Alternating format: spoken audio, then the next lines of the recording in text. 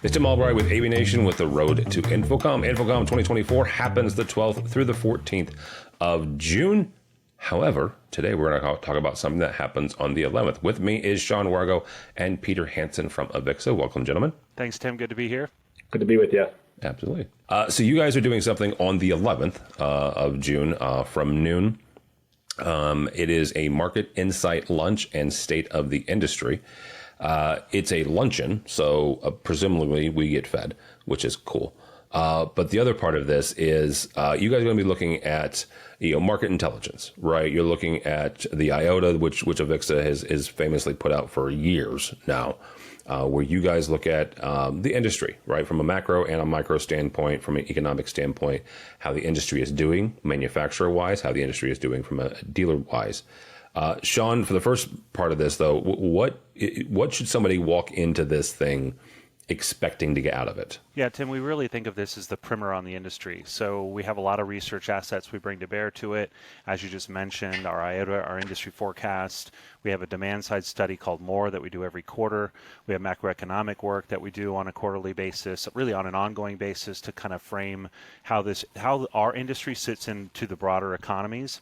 So this is a chance for any attendee, honestly, of InfoComm to get a sense for what's happening in the larger industry, all the trends that you're going to then see play out on the show floor from the lens of research. How big is this industry? How fast is it growing? Where are the growth and challenge areas? How are the macro trends like AI, AR, VR, 5G, any of the big buzzword type trends, how are they playing out? So it's a good primer really on what's happening in our industry. And Peter, one of the things that Sean just said there is the buzzwords, right? One of the things about your market intelligence that you guys do is you kind of take some of the fog away from those buzzwords, right? AI and AR and augmented production and augmented reality. How do you guys do that, I guess, without giving out too much away? But how do you guys how are you able to kind of pull out the actual data of how those things are impacting the industry? Yeah, I think that's really an important aspect of this lunch. You go to a show and they're so exciting and they're so far ahead, really, in a lot of ways about what the industry is going to be. And you hear a lot of hype. And I think that, our lunch has this advantage where we have a lot of data, probably like, one of the most data-rich sources you can find at InfoComm, and it kind of like get you into the right ballpark. It can help you kind of penetrate some fog, find out where reality is before you get a lot of marketing, a lot of like really exciting speakers who are maybe selling you a little bit pie in the sky. This luncheon's about where the data is right now. Now, where does that data come from? How do we penetrate that fog? The big strength that we have is actually being a part of AVIXA. AVIXA's position within the industry. We are able to take advantage of this to do a lot of survey work. We also work with a number of partners to get that real-time information about what's actually happening, as opposed to, say, just picking up information from speakers or from trade publications, which are super valuable sources, but those are the ones that are vulnerable to a little bit of hype, as opposed to running a large survey of several hundred professionals or doing a systematic capture from integrators, distributors, and manufacturers, even end users for some of our branches of research, to really understand like what's actually happening right now, not the hype, not the anecdote. What's the market kind of centered at? Sean, one of the things that AVIXA does, and I mentioned this before, is the IOTA report. Folks are going to get a preview, right, of the IOTA data that you have. What are some of the key points that you can talk about today? Again, without giving too much away for the 11th, but what are some key points and some key takeaways that folks will walk away from this luncheon with? Sure, and a quick shout out as well. So we, as Peter's kind of mentioning as well, we have partners that help us do a lot of this research.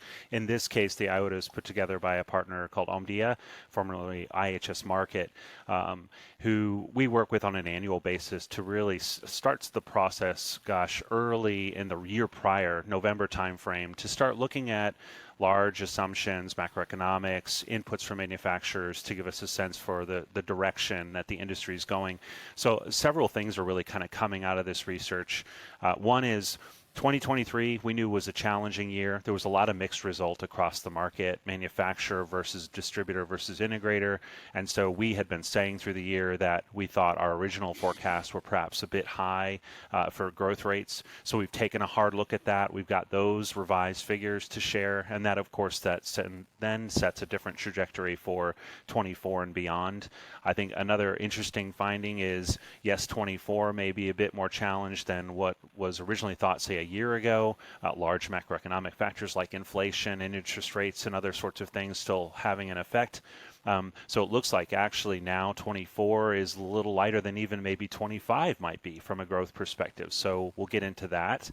But then just a lot of the trends that Peter's talking about where we put actual numbers to it, things like virtual production and how that's become a part of our industry, really redefining a key solution area we call content production and streaming, and that making a big impact to our overall industry. We knew that was a big part, but that's something you'll see a bit sharper focus on as we unveil the latest findings. But overall, it's a refined outlook on the industry, taking into consideration all the ups and downs and sideways that we experienced last year as an industry, whether depending on what level you're at from a market perspective, and putting that into numbers. Peter, one of the interesting things here is you guys are doing this on Tuesday, right? The day before the show opens. And having that information of those individual solution areas, right? What should somebody who's going to this, or if they're considering going to this, what should they be able to do then when they walk out of this as they make their plans for the rest of their week? Yeah, I think if you're on the provider side, you're thinking about where you're targeting both that short term, we're going to be talking about 2024 realities, 2025 realities, and also that long term in terms of what's most promising. What should you keep that special eye on the show floor, because its growth is actually going to make it the most attractive opportunity for your company. It's going to make it the most robust maybe opportunity for your country or company. Also, as well, I'd just say scale, right? A lot of companies are coming to the show and they're thinking about, how can I be a little bit more diversified? How can I be a bit more secure for, the next potential issue? And our sort of industry level landscape that we're going to create in this presentation should really help you hone in on, where your company's expertise and the specific traits of your company overlap with, the market landscape, and to think about then enter the show floor, talk to 1,000 people, see, thousands of companies. What ones really deserve your special attention and your precious time at the whirlwind that is an InfoComm trade show? Sean, you guys are doing this on June 11th. When somebody's looking at their schedule, depending on where you're coming in this week, what is one reason that somebody should consider going to the Market Insight Luncheon? Yeah, I think as Peter's talking about, it's a great way to kick off your week and orient to the trade show. So you're coming in, let's say Monday, maybe even Sunday, depending on what you're hoping to take advantage of. Tuesday is just a great orientation time. There's lots going on, lots of good other sessions. So it kind of helps you feed your, in this case, mind and body, since we're serving some lunch, but get an ingestion of data that helps you then figure out how should I navigate the show? What are technologies that I should be focused on? And then, of course, at the end of that day, there's the opportunity to see the sphere as kind of the pinnacle of what our industry has to offer from a creativity and kind of exceptional experience perspective. So a lot of good stuff. I think this luncheon, is that nice way to frame it all up and then kind of plan out. So that's why I would urge a chance to sit down, take it in, network a little bit, digest some data, and then figure out how to focus and what to look for as you walk the show floor. And I'd add as well, bring your questions. We're going to have a bunch of remarks, but we got an hour and a half. So we love the end when the discussion comes out and the thorny issues where not everyone in his alignment create I think extra special insights.